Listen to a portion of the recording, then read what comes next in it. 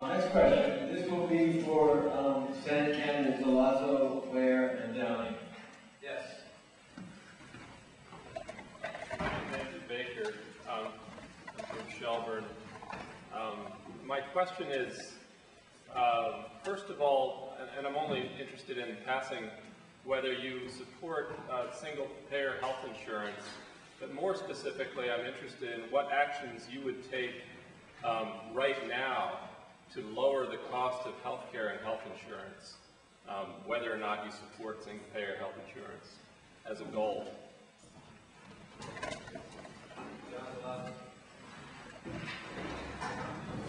Yeah, I've always been a very firm supporter of single payer.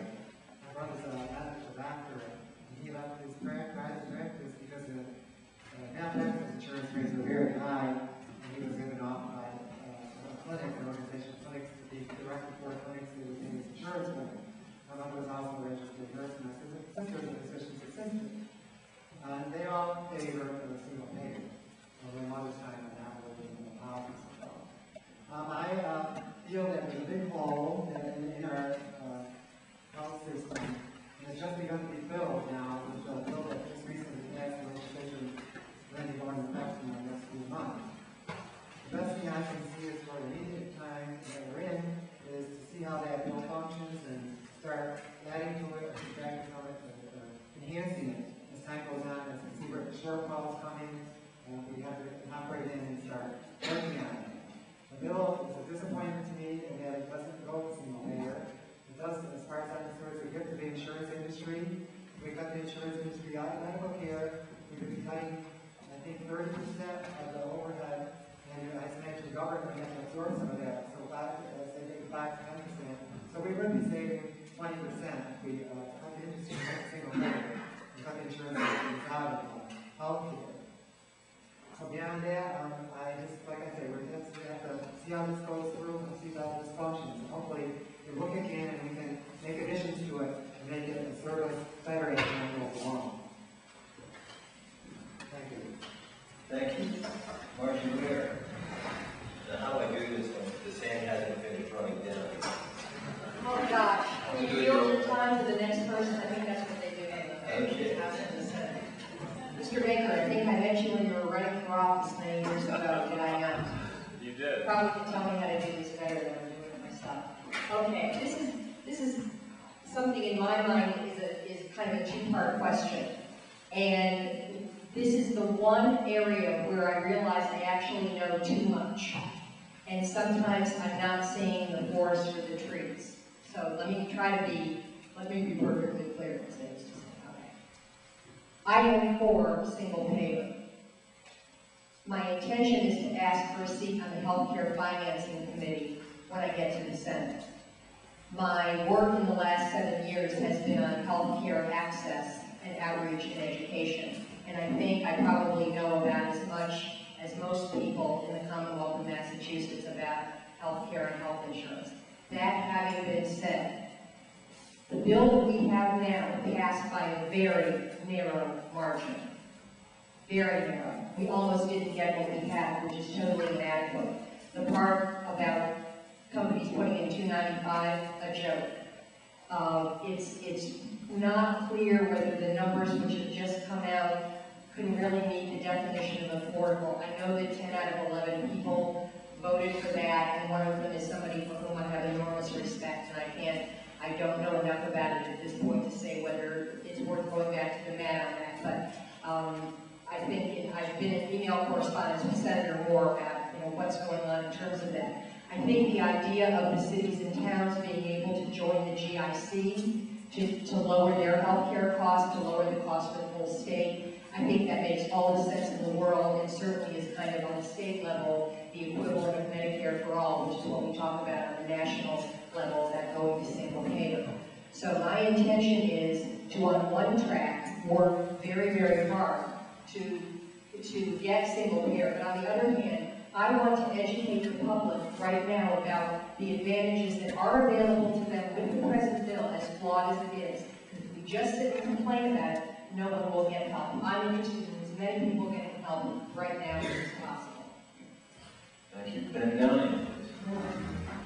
To answer I do support single-payer healthcare. I think until we separate healthcare and employment, you're going to see a pull between the two, and especially in a global economy where jobs move faster than we ever could have imagined 10, 15 years ago, let alone 25 years ago.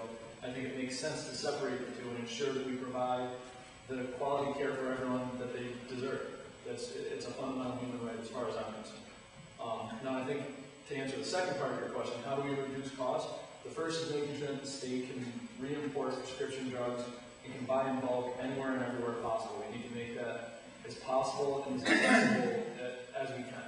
At the same time, we also need to promote technology and innovation within our current healthcare system, within the current healthcare reform parameters that have been set. So making sure that hospitals like North Adams Regional can move forward with their e-health initiative, which is looking at creating a patient-centered system that at the same time reduces administrative costs and uses those savings to provide a higher quality of care for those within the system. So I would agree with Margie. It's a two-track approach that the next state senator should take. The goal is single payer, working towards that, and in the immediate, it's making sure that the healthcare reform that has been passed is as equitable and as fair as possible can be. Thank you. Next question will be for Senate candidates Hodgkins, Sharron, and Kinnaman. Yes, Dr. Robinson. I'm Robinson from Ashfield. I want to ask you about school finance, regional school finance. We are badly outnumbered here in the western part of the state, and that's reflected in our representation in the legislature. That being said, that being true, how can we correct the formula for funding regional schools? Well, the first thing we have to do is, I think, similar to what we tried to do back in 1998, where we started to increase the funding level and had a contract, so to speak, with our communities in regards to fully funding regional bus transportation. That was number one. And what we did with that is we were incrementally going to agree to increase that amount year by year by year until we got to 100%. Now, we're not there yet, but we should have been there by now. And I think that what we've done in other communities is we've looked at what we call a pothole fund, provisional assistance. But to give you an example of us being in Western Mass forgotten about that, when you look at that additional assistance and you combine it in totality to Berkshire, Hampshire, Franklin, Hamden, Dukes, and Cape Cod, it equaled, or it was less money than that of Cambridge and Somerville combined. Ours was $34 million, they received $37 million. What we have to do is we have to make sure that we have a state senator that's not going to accept that. That makes sure that when funding mechanisms go through, or where there's any type of earmarking, that people say, hey, what about us? I think that we saw great movement when Stan Rosenberg was chairman of the Committee on Ways and Means. We saw terrific growth in our monies then. But we haven't seen that since 2001. As a state senator, I would be committed to making sure the funding of our educational school systems is number one. Both in making sure that they get the assistance that they need, but number two, also helping our communities here in Western Mass do what they need to do to build new schools and make sure we have the funding for that. But I would be committed to that as I have been in the past. But more importantly, making sure that we always have someone standing up and saying, what about us?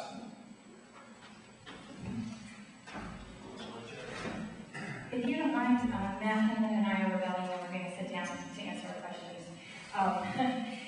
This school funding issue is obviously an important issue and one that requires real leadership. The formulas are flawed, there's no doubt about it, and what we're seeing is an educational justice issue. Our children out here in the rural communities are not being as well educated as they are in the larger cities and in Boston. And that's not appropriate. What we should be doing is looking at the whole student and educating the whole student and figuring out what that cost is.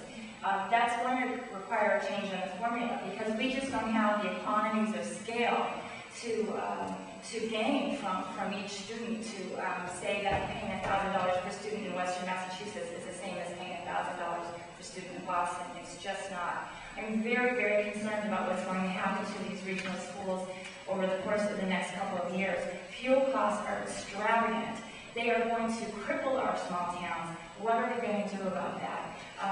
Getting 85% of the regional transportation money funded is fabulous, but it's not 100%, and that's what we need. I promise you, I will be fighting for all of our small towns, these regional schools, to take care of this issue for us.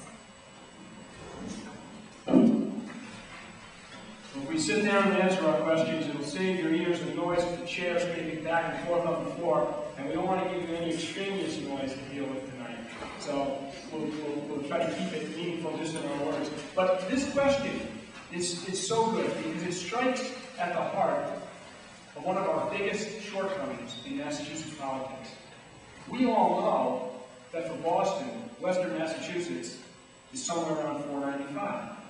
In fact, many people who live on that side don't know anything about not only this town, but the region that is truly Western Mass, Berkshire County, Franklin County, Hampshire County, maybe have never been here, just don't understand our needs, and the numbers are stacked against us. And this is another reason the status quo needs to change. It hasn't worked. It's a classic example, when we speak of funding for our regional school districts, of the legislature not being true to its word. 100% means 100%. We need a state senator who's willing not only to make that noise, but can be an effective coalition builder, an effective lobbyer, an effective educator for those in Eastern Mass who don't know we exist, to show them the unique burden of a rural economy, and also a voice who can speak with the executive branch, with the governor's office. We have had 16 years of Republican governors. We may have another 4. If we do, there's only one candidate in the race who will have a close relationship with that executive. It's important that we have that balance in our state legislature. We've already worked effectively with the governor's office on questions that have come up in this campaign. I look forward to doing that on regional school district funding and on full reimbursement for our transportation costs.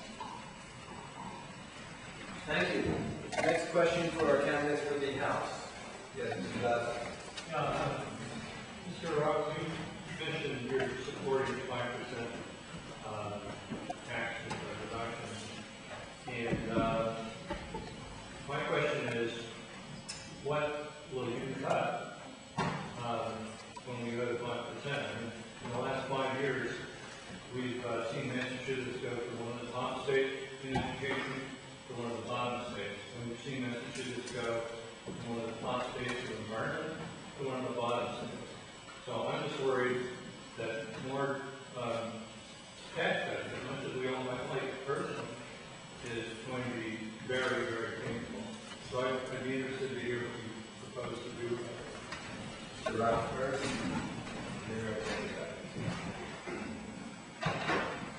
First, we look at the reduction of taxes, income taxes. We have to remember something, that the voter-initiated petition asked for this reduction. The legislature at the time said, okay, we'll honor that. They honored it for a couple of years. Then they froze it at 5.3. Once they have frozen it, our taxes, our income taxes, have still gone up. Our property taxes have gone up. We haven't reduced any of that income tax to 5.3. We need to take a serious look on how we develop the budget on an annual basis. We have a fiscal 7 budget of $25.7 billion. Within that budget, there are some very good items, there are some very frivolous items. It may be based on the fact that it's a real election year, and if there's some work that's in that budget that really doesn't need to do that.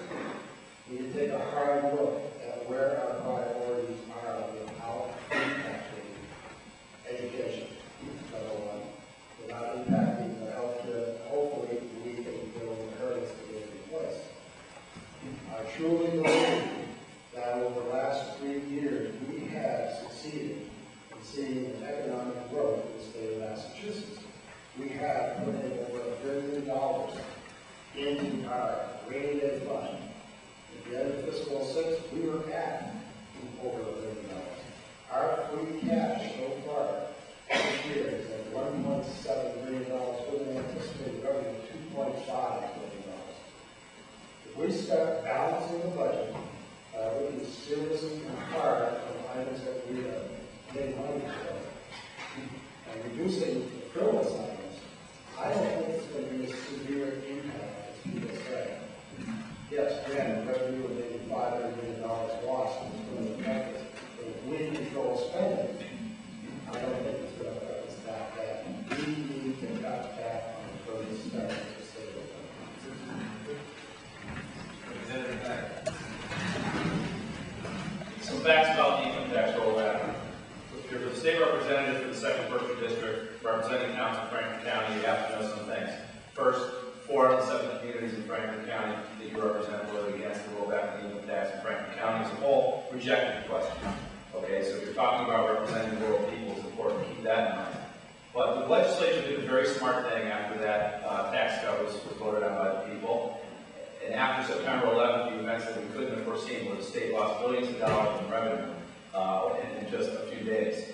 The legislature voted in a mechanism for doing so, for rolling back the income tax for 5%. We started at 5.9%, it went to 5.6%, we're at 5.3% today, and just yesterday it was reported that if revenue projections keep on track, it was reported in the media, not by the legislature, that if revenue projections keep on track, we are projected to roll the income tax back again. It's important to understand that even though our revenue picture is improving, last year the Massachusetts the legislature had to borrow $600 million out of that rainy day fund to balance the budget. We don't have the luxury in the state level that they do at the federal level. We cannot borrow against your children or your grandchildren's future. We balance our books every single year. And that's how we do it. Now, if you want to talk about the income tax getting rolled back and what that would mean, if we were to do it back in 2004 when they were talking about it, when I was running back then, that would have cost the state $1 billion. And everybody in these small communities knows and gets that when the state cuts back on revenue, even when the state does cut a lot of programs out of the budget, which, as Chris said, we haven't restored things to 2001 levels yet. Our education budget still isn't back to 2001 levels. They're right. We haven't gone back to 100% funding for regional school transportation. But if you cut $1 billion out of the budget, you're never going to get there. It's only going to come back on the backs of the property taxpayers. So rolling back the income tax when it's not appropriate to do so is irresponsible. Rolling it back to the method the legislature has voted on doing, and before I was there, and is doing, is the appropriate and responsible, fiscally prudent way to do this. Thank you. Thank you. Next question. This will be for Senate candidates Ware, Downey, and Hodgkins. I think Mr. Kinnaman is hand up. This was for okay, for the House. Yes, Dalton. Ashfield. I'd like to direct Ron Robinson's question about the educational funding formula to the other three Senate candidates, please. Can the gentleman recall the question? About the funding formula for the schools? General people, yes. Yes, Buzz. Go on, Dave. Buzz number. Good.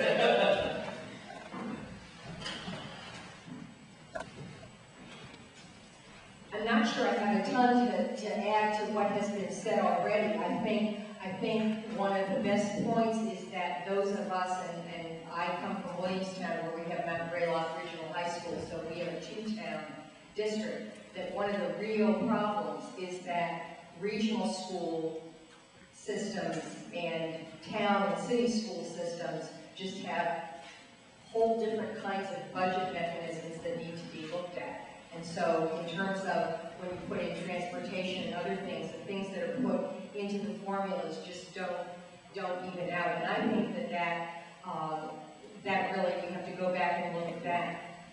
I guess I would actually really like to expand on your question, because I guess my concern is, the broader question, is the conversation that we have about education as a whole. I think we need a whole new conversation in this Commonwealth about what does it mean to be an educated person? What does that mean that we provide? We throw these things around about, is it lower class sizes, is it better teachers, is it this, that, and what's the role of testing? Is it the MCAS? Well, we're not supposedly doing well on MCAS. We do great on the National Assessment of Educational Progress. That's a disconnect. I want to go back to some of the fundamentals and talk about not just the money part of it, but what it means when somebody walks off the platform in the Commonwealth of Massachusetts. How do we know that they're an educated person?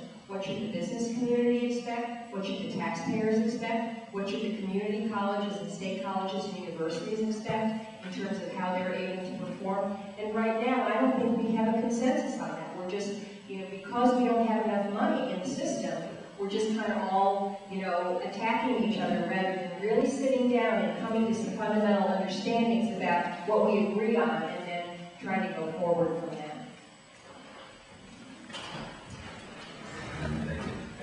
With specific regard to the financing of schools, I think the key is building coalitions. Where are you going to find common needs? It isn't just about common problems within your party. It isn't just about common problems within the region. There are other areas. There are other rural areas, like Chris pointed out, within the Commonwealth that have those same problems that we face. When I worked in Congressman Holder's office, one of our issues was always trying to find what other members of the Appropriations Committee could we share different issues with. So if it's community development block grant funding, you could look at the map and say, you know what, it's pretty obvious that this member from Ohio and this member from Texas have a lot of these funds coming back to the district. They don't want to see the cuts in that program that President Bush proposed. So this is how we should work together. We can bring them in. We can build those numbers to get those votes. You have to be able to look at things in a new way, not just say, well, my party's going this way, so I have to go this way. You have to see the bigger picture and work for it. And to expand a little bit, I think the next big step in education reform isn't around the old debate we've heard about testing. It isn't about where are we going to go with that, more accountability, less accountability. It's about broadening the horizon. It's about making sure that we provide early education opportunities for absolutely everyone in the Commonwealth. That means universal preschool.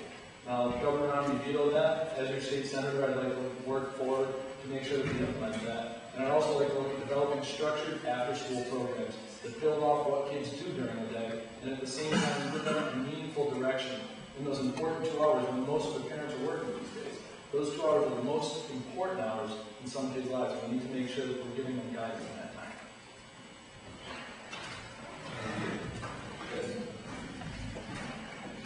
Thanks. I did answer the question earlier when Don had asked it, but I do want to talk about what we can do on behalf of our school systems. Helen mentioned what we're doing with our rural school systems, but I can tell you it's school systems universal. I mean, the school system in North Adams, in Cheshire, in Pittsfield, it's a business. We have a lack of funding, we have class sizes. I was going door to door. I met a dad who was all excited. His daughter got into an advanced math class. There's 31 students in there. We need to reduce class size. We need to have early childhood education, and we need to fund it accordingly. In running for office, one of the things that I like to do is to provide people with the same opportunity that I had, and that the generations before me fought for and provided for. I went to Berkshire Community College for free. I went to the University of Massachusetts for free.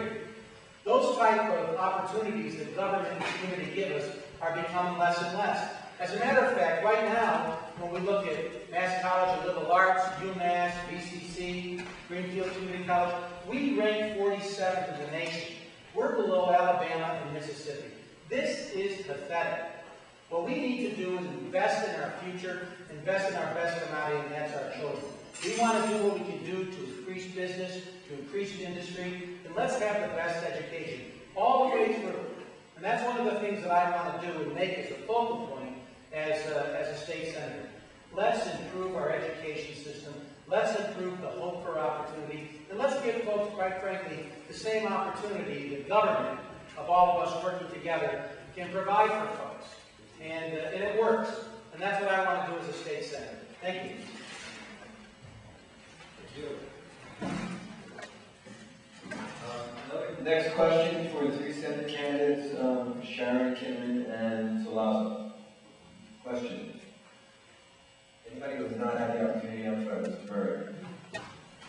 Ted Murray from Ashfield. With all this discussion of education and recognizing how complicated it is to get legislation passed, if there were one thing you could do to improve education in this state, what would it be? If you could take pride in one achievement in the course of your elected office. I think the thing that I would take the most pride in is getting everyone around making education being our #1 priority. Our children are our future. If we're not supporting our children, if we're not educating our children, then we're not putting our future first. I think that doesn't make sense. So just very, very simply, number one is making education our top priority, all of the content.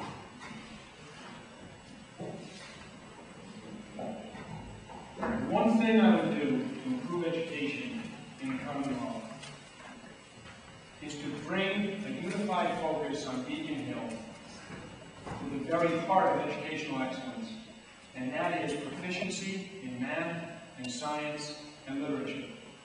As Margie mentioned, we do well in Massachusetts on the National Assessment of Educational Progress. We scored #1 in the nation. But that #1 ranking left another tale untold, and that is that more than 50% of our students scored below proficiency in our core academic disciplines of math, science, and reading. This is the heart of our children's success in the marketplace of the future, in the global economy. We need to know that everything we do in our educational philosophy has one central objective and outcome, and that is proficiency in the disciplines that make our children successful later in life academically: math, science, and literature. As an educator, that is the path I've pursued, and that's the priority I will do my utmost as a state senator to see embraced by the entire legislature, so that Massachusetts will not only be #1 in the National Assessment of Educational Progress, but will be #1 in the nation in math, science, and reading achievement. John. Okay, I'm going to try to answer one question for you, because I graduated from Big Valley Regional High School and Chester Regional High School District. And we've been severely impacted by the charter school. Our monies, our property taxes are have to be increased in order to make up for the money that's being channeled out of our public system into the other charter system. Now, the charter systems are all well and fine, but I never supported them because they were never financed properly. They took too much money out of the public school system that most people attend and channel into the private, other charter public school system. Now, this is a program that is spread out for the mere sum of about $20 million. And this is what I'm being asked at the Governor Center. Will I approve the $20 million expenditure that will limit the money taken out of the school per student to $5,000, and so no more money leaves the school district. And in order to do that, that would be a $20 million expenditure. So that's something I have in consideration. I haven't really stuff to do, I don't think, because spending that $20 million, but it might have to be done in order to upgrade, make our systems compatible with what's going on. Because this charter school program has been basically a big spending program. And basically under how to spread out our money. Now, the most important thing I would like to do to improve education for our students is to eliminate or downgrade the standardized testing and master testing. I think it's ridiculous. I think it's the business community is having too much of an influence over our schools, and it wants our students built for working in their industry. They don't want to have, they want our students, they don't want to test students themselves.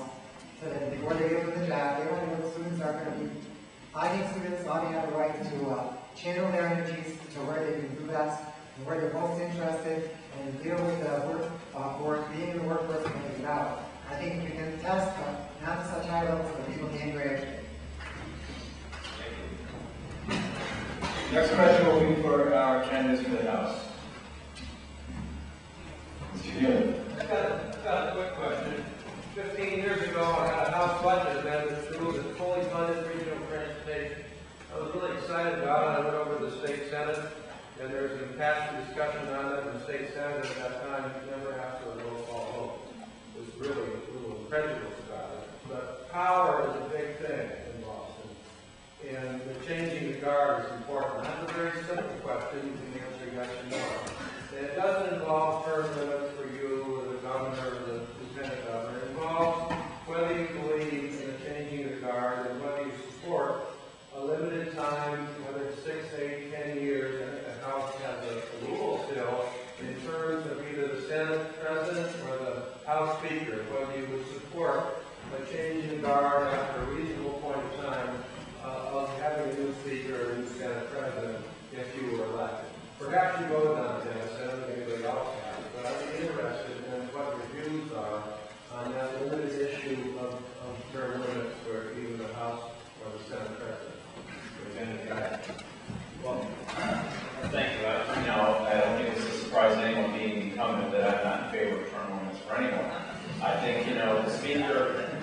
Speaker and the Senate President are democratically elected by the membership of the House and Senate respectively. So I think if the Speaker is doing a horrible job, I think I would believe that the members of the House would move to, at the next Speaker election, vote for someone else. So, but I want to get back to, I think I've answered that question. I'd like to just speak, you brought up regional school transportation. I think it's important for people to remember that there are many, many competing interests for the dollars that we're bringing home from Boston. And, if you look at a map and you look at, there's 10 legislators from the Connecticut River West. I think there are something like 22 or 24 just for the greater Boston area. So we're always outgunned. But what we did this year, those of us who represent regional schools, we came together in something called the Regional School Caucus.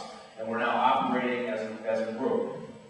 Like Chris or Ben said, there are regional schools all over the state. And we've finally this year come together as a regional school caucus, and we are now working together, Republicans, Democrats, working together to represent the interests of regional schools. But we need to do something in terms of the funding for regional schools, and we need to look at where we have declining enrollments happening, as we do here in Mohawk, what we're going to do in the future. But I'm proud of the work that I did for regional school transportation. When the House budget came out, it was at 72%. I thought that was appalling. I put an amendment in for 100% regional transportation, and I was able, working with people in the House and the Senate, to get that up to 84%, which meant $100,000 more for Mohawk School Regional Mohawk, the Mohawk District, and $500,000 for all of my regionals that I represent throughout the district as a whole. So there's a lot more work to do, and I think we're not going to solve the regional school transportation problem until we take that funding and we roll it into a formula, an altogether formula, so next time bad times come, we don't whack it by 50%. It's in an overall formula for education. Thank you. First part of the question, I totally favor term limits. And as the incumbent said, that he favor that as he's running for re-election. I kind of favor a 2-year term in the House. But I do. I think what happens is that a lot of times our legislators have been supported very consistently. There are times when our legislators do not have opponents and they get voted in. But licensing could happen, and I think it does happen. And for the rest of my time, I'd like to answer, just like Dennis did, a little bit on school transportation. I do applaud Representative Guyer for taking the initiative and actually going ahead with this bill to get more money for school transportation. I think Representative Guyer fully understands, just like I do, I think everybody here on this board, that over 30 years ago, we were given a carrot to regionalize, and that carrot was full transportation funding. I'm very tired of pleading, asking, and lobbying my legislators to get full funding for regional school transportation. I don't think we should do that anymore. As taxpayers, as residents of a school district, I think we should demand that we get 100% school funding as promised 30 years ago. There's no reason why we can't. Again, if we go through the budget, specific line items, there's frivolous items that can be taken out and applied toward regional school transportation. 84% is a good figure. That was 86,000 in the Mohawk coffers. 86,000 does not pay for a new bus. The fuel costs are going up, repairs are going up. That doesn't help us. 100% is what we were promised. We need to have that promise fulfilled. Thank you. Next question will be for the Senate candidates Downing, Hodgkins, and Sharron. Yes.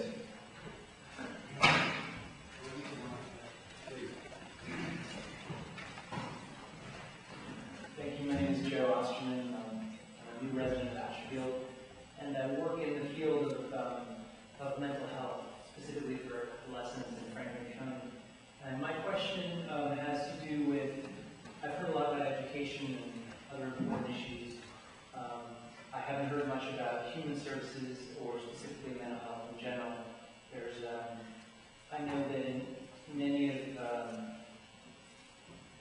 the budget for building of prisons and funding of criminal justice has gone up and up and up, and I see a large part of the prison population, both juvenile and adult, stemming from mental health problems. So I'd like to ask what you'll do to sort of prevent, the need for bigger and bigger criminal justice system by addressing the human service needs of Franklin County. Thank you. First, thanks for the question. It's a great question. I think that there's several things we need to look at. First of all, it's about priorities. It's about where do we invest our money to make sure that we aren't paying on the back end all the time. To making sure that we invest in human services and that we make sure we don't just look at the narrow picture. We look at the bigger picture. Where is our money going? How do we use it wisely? To speak to specifically how can we use it wisely, it's about aligning priorities. What groups are out there? What nonprofits are out there? What do they need from the next state senator to do the good work they're doing and to do it in a way that provides everyone equal opportunity to access the American dream? The reason that we're all in Massachusetts is to access that opportunity, to be able to fully live and participate in that society. So I think that's the key. It's finding those priorities, aligning those services, and then moving forward.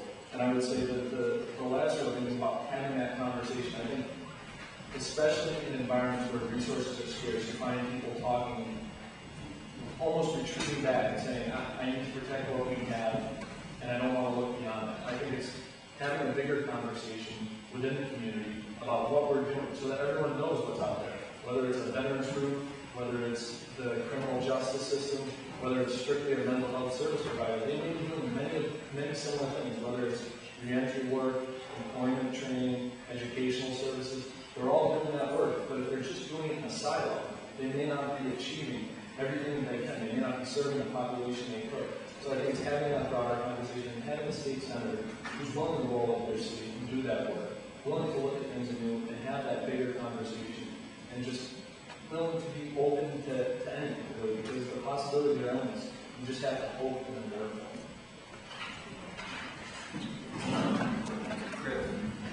Thank you. One of the things I think are important when we come to the mental health community is making sure that we're fully funding our community-based programs.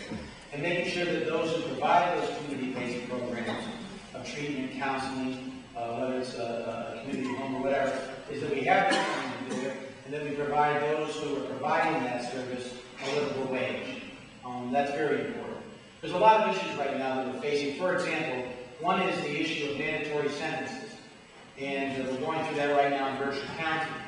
And when you look at it, we're willing to take a teenager and throw them into jail for 2 years and spend $42,000 a year doing that. Whereas if we were able to look at treatment, we were able to look at some type of training, we were able to look at some type of hope for opportunity and take that money and better spend it, and give folks that type of opportunity where treatment is a mandatory program, and there's light at the end of the tunnel. We have to do this for all of our human service programs. But we also need to make sure that those that are providing those services are paid a livable wage and have health benefits, of which many of them in the past have not. So I think, again, many times you hear people say it's not about money. In this case, it is about money. When we're trying to do the outreach, when we're trying to do what we need to do in a community-based program that's accessible, it all comes down to the adequate funding that we need. So this is something that in the past, I've been very responsive to, and in the future, I will be also. I've been fortunate in this race to be endorsed by Mass Alliance, which is a consortium of human service providers and other caring and progressive groups that have joined together. They've done that because of my advocacy in the past, and certainly my knowing the importance of making sure that we continue to address this issue in the future. Thank you. Well, mental illness is a great human tragedy, and it does carry quite a stigma in this society. So that mentally ill, we don't want to deal with them. We like to put them in places where we don't have to deal with their issues. And what we're finding is they are ending up in prison. A lot of this is due to the budget crisis that we had in 2001, where social services got cut. We're nowhere close to where we were at that time.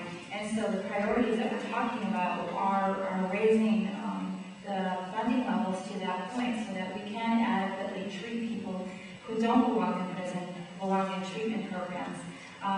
talked a little bit tonight about changing or lowering the state income tax to 5%, which is something I believe that we all want to do. And yet at the same time, until we take care of the mentally ill, until we take care of regional transportation, until we take care of the pilot monies that should be coming back from the state, we can't afford to do this as a society. It's penny wise and pound foolish. Thank you. Question for Senate candidates Kinnaman, Zelazo, and Ware. Yes.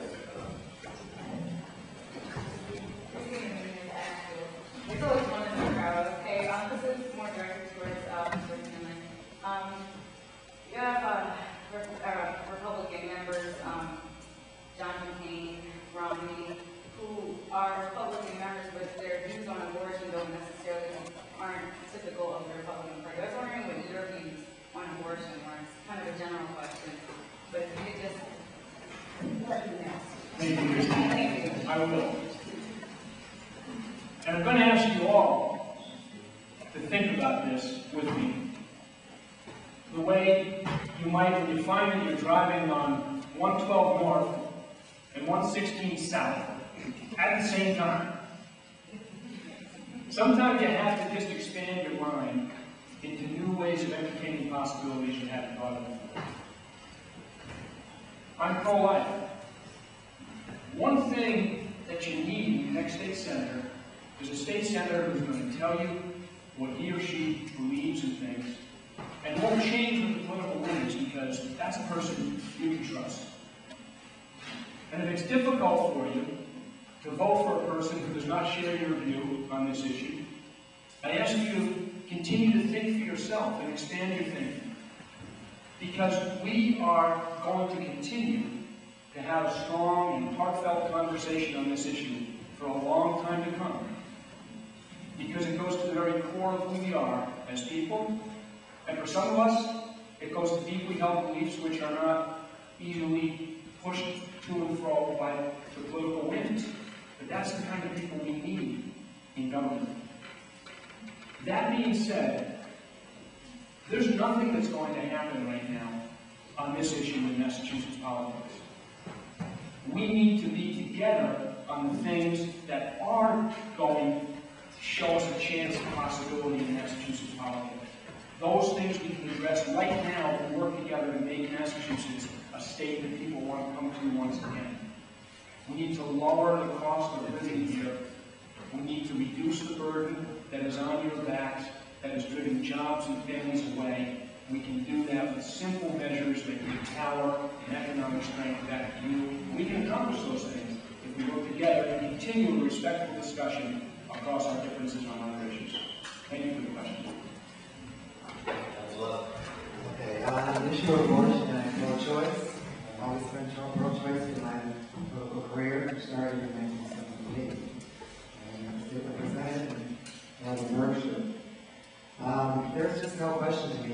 Freedom is freedom. You don't have your freedom, and your neighbor has his freedom. Your religion is your religion, and your neighbor's religion is his religion. And your beliefs are your beliefs, and your neighbor's beliefs are your neighbor's beliefs. This issue goes to personal control of one's own life and one's own destiny. Now, Matt Kinnaman is concerned about, he thinks he's going to stop population growth in jobs in Massachusetts. He's not correct. When baby boomers are interviewed, 1/3 of baby boomers say they want to leave the state with many grandchildren, and warmer climates, someplace they can live better on fixed incomes. Now, this means our state, that 1/3 of that is 10% of our population. That means our state's going to, over the next 20 years, going to lose 10% of our population right there. So we're going to be losing population as time goes on. There's nothing we can do about it. I mean, most people that are retiring, most that want us to choose to stay are choosing to stay because they want to be with their families, not because they don't want to move away, because they'd rather be close to their families rather than move to a warmer climate or to an area where they can afford to live a little better and fix their incomes.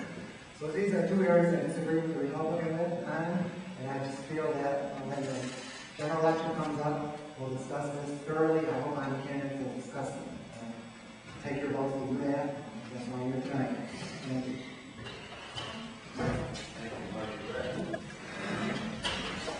I'm pro-choice. I'm against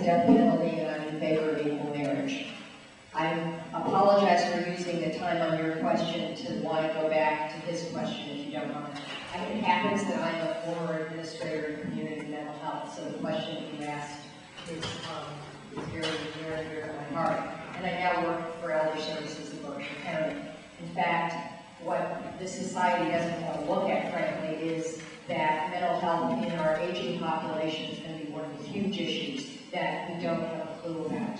And when I was at the state convention this summer, I happened to be a woman who was a lobbyist for a whole variety of things, insurance companies, but also the mental health world. And when I was telling her about my background, she kind of looked at me and she said, "Oh, you actually get it."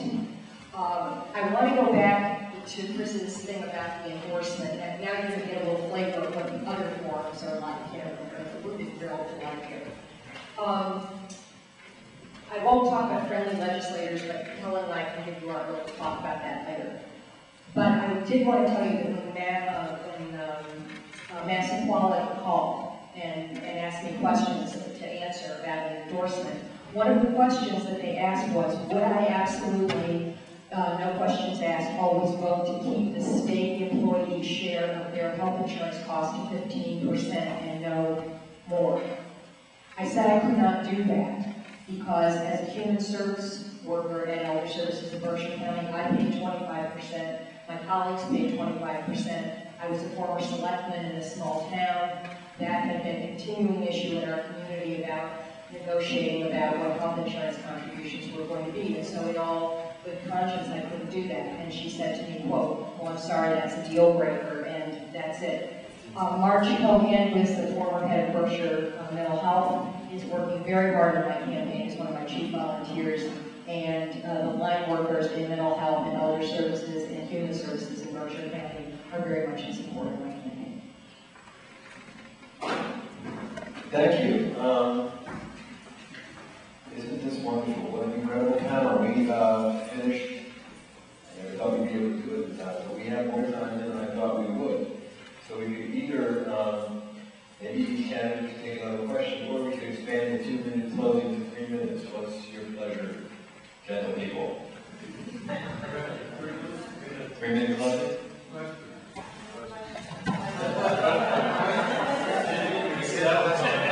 Okay, are you going to speak to that issue, or do you want to ask a question?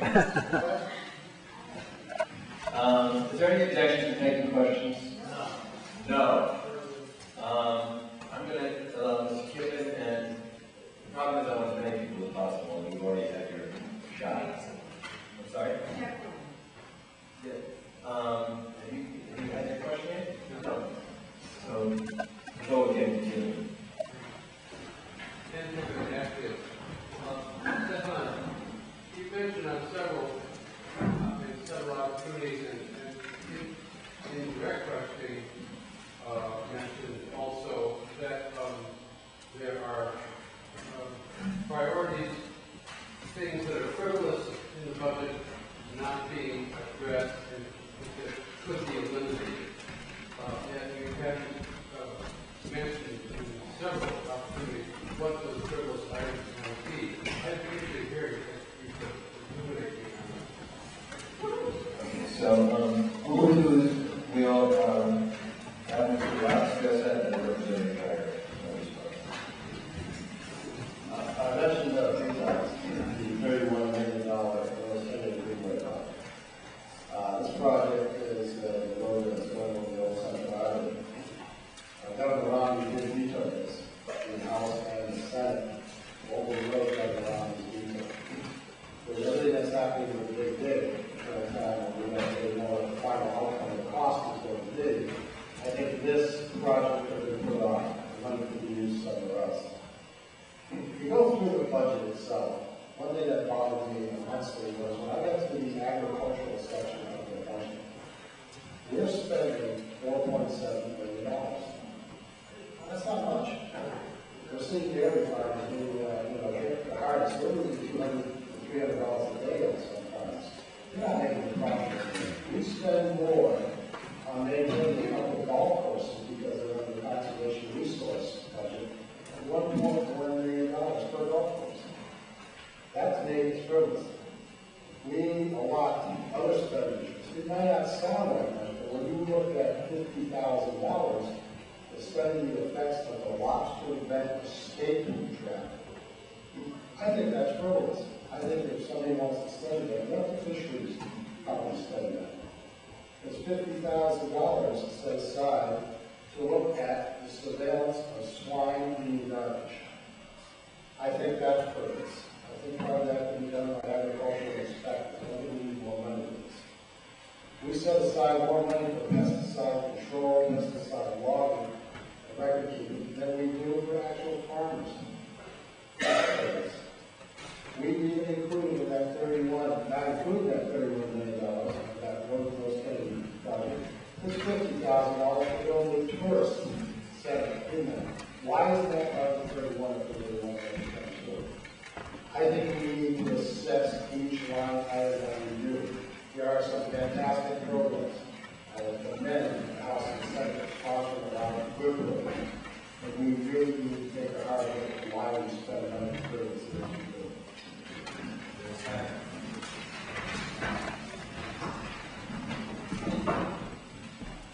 One person's pork is another person's ham sandwich. Okay? I can't defend every single item that's in a $26 billion budget. We don't vote on every single item independently. You know, some people in the House of Representatives, in the legislature, may think that $125,000 from the town of Berkshire to fix a secondary evaluation room for Vermont Yankee is frivolous spending. But I got it in the budget. Some people in the legislature think that $100,000 for Leiden to fix their roads, secondary evacuation route, is frivolous spending. I don't think it's frivolous spending, and I got it in the budget. Some people might think that $25,000 for Jacob's Pillow to repair the roof on the historic Pet Sean Theater is frivolous spending. But with 60 jobs, 60 people working in Beckett at Jacob's Pillow, I don't think that's frivolous spending. And this is how it is for every person in the legislature. Everybody has something within their districts that's important. Some people, a lot of people in the legislature, didn't think that an extra $5 million for regional school transportation was needed. But I went down there and I fought for it, and I got a unanimous vote on the amendment to raise that regional school transportation money. I thought it was important. Now, for the Rose Kennedy Greenway, that's something that was in the budget, yes. And it was a promise made to people in that neighborhood of Boston that when their neighborhood was basically bulldozed, what would be put in there afterward was a green space, sort of like a Central Park kind of area. And environmentalists like it, and the people in that neighborhood were promised that, and I think it's absolutely the right thing to do for that section of Boston. And again, to have someone defend a $26 million budget line item by line item, I don't think is appropriate, but there's always going to be something that we all consider frivolous spending, but it's a matter of, again, one person's pork is another person's ham sandwich.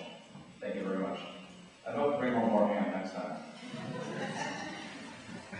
Thank you. Next question for Mr. Zelazo, Ms. Ware, and Mr. D-Dalton. Yes, sir. I'm not sure who the question is for. Who takes care of these things? I'll try to identify yourself for you. I'm Claire Cornell. I've heard a great deal about the voting machines that the state is trying to put on Ashfield, and I'd like to know what some of these recommendations can do they help us, if at all. Thank you. Everybody good questions? She has concerns about the voting machines that the state is imposing on, attempting to impose on Ashfield, and would like to know how these Senate candidates feel about that. Love it. Well, I'm not really acquainted with the specifics of the issue. I know Adams, we have voting machines, and they work very well. And we don't have to hold someone's meeting, we don't have to first vote, we walk out of the tally, and the election's pretty much around our victory parties or around the rest of the choice parties. So I don't know what options Ashfield is to offer. You like that. But I think you should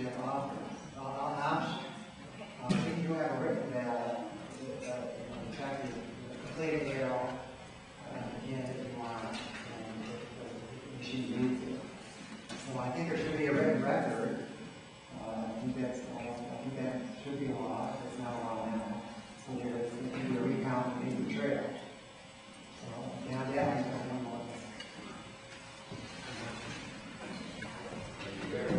I understand your concern. I think that when you say voting machine, I think that it conjures up a lot of different images. If you're talking dial and stuff like that, and people doing punch screens and no paper trail, I think anybody, we should all be scared of that because we're living for the last 2 years with the results of that.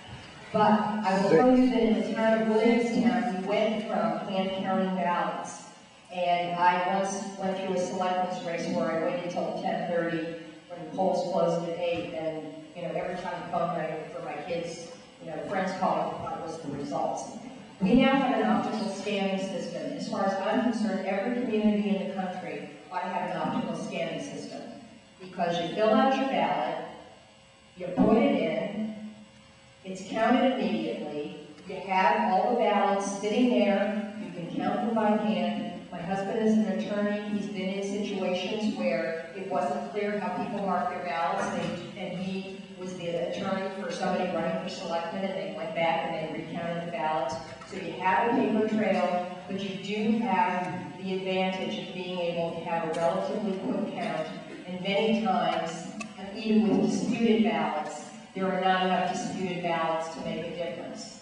So my experience as a citizen and as a selectman in the town of Williamstown using the optical scanning system, I think that is the best of both worlds. You have a paper trail, but you also have something quick. I don't know what's being proposed in your community. Buzz will tell you that I'm probably the only Senate candidate who ever went up to him at a town meeting and gave him a new suggestion on how to count votes, right, Buzz? Yeah. As someone who spent a month knocking door to door and then working on election day in Cuyahoga County, Ohio, which really isn't anything I brag about too much these days, I think that making sure that we have an electoral system, and specifically a vote counting process that is open, that produces a paper trail, so that we can go back through it, but at the same time includes the newest technology is important. Now, I think the other side of the situation here is that the state's saying, you need this new technology, and by the way, we're not going to pay for it. You guys can find it in your budgets, right? And I think that's a bigger issue that we see throughout the rural parts of Western Massachusetts.